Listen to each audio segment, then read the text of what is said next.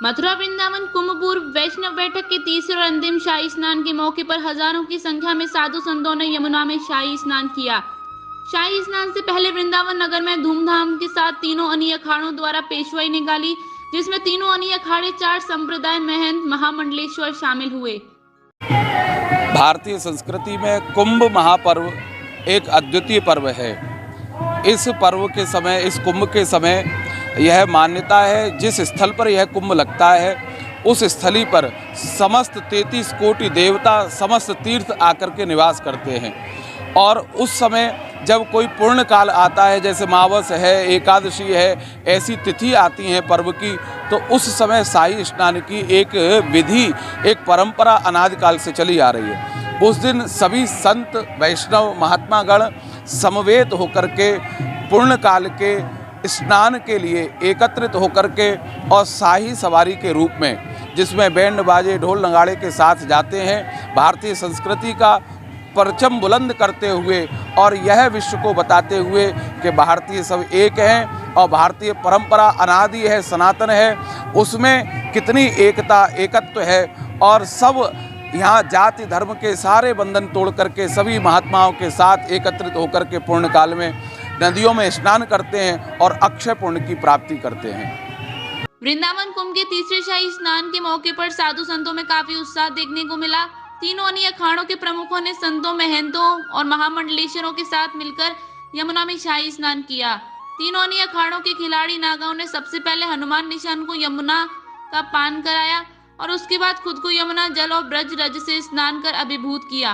वृंदावन की पावन धरा, वृंदावन धाम के जमुना महारानी के पावन तट पे तीनों अनी अखाड़े, चतुर संप्रदाय, समस्त वैष्णव मंडलेश्वर, महामंडलेश्वरों का तृतीय शाही स्नान, जो कि हमारी परंपरागत ये अंतिम शाही स्नान होता है, आज सकुशल संपन्न हुआ। इसके लिए मैं मेला प्रशासन, पुलिस प्रशासन एवं वृंदावन के समस्त नगरवासियों को धन्यवाद देना चाहता हूं, क्योंकि ब्रज की धरा पे भारत के कोने कोने से संतों का सम्मान आज ब्रज की धरा पे हुआ है।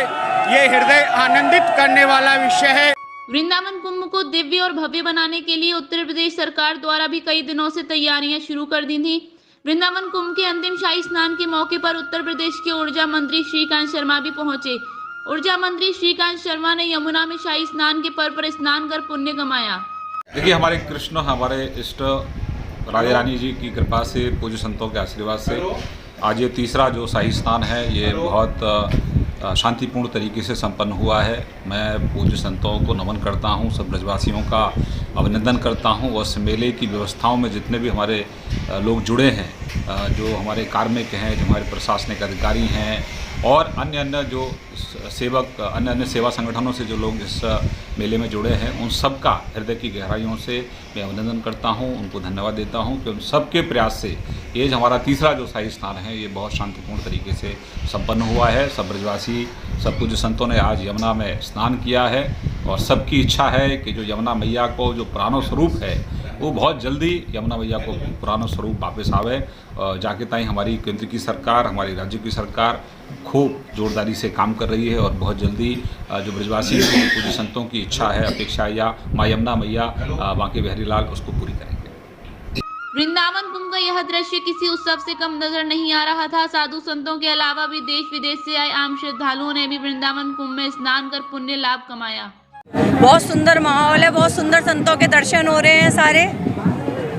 और ये कुंभ एक ऐसा पर्व है, आज सारे संतों की बैठक है, तो उन संतों के सबके दर्शन मिले, सबका आशीर्वाद मिला।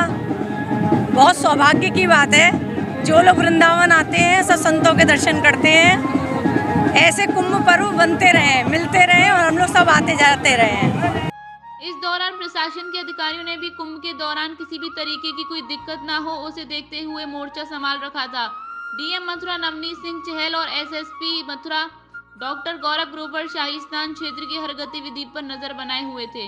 कुंभ पूर्व वैष्णव बैठक वृंदावन का आज तीसरा शाही स्नान, एक बहुत ही भव्य शाही यात्रा जो कि वृंदावन के रूट से होते हुए भव्य जो हमारे साधु संत हैं उनके साथ होते हुए यहाँ पर पहुँची है और यमुना जी की गोद में स्नान किया है।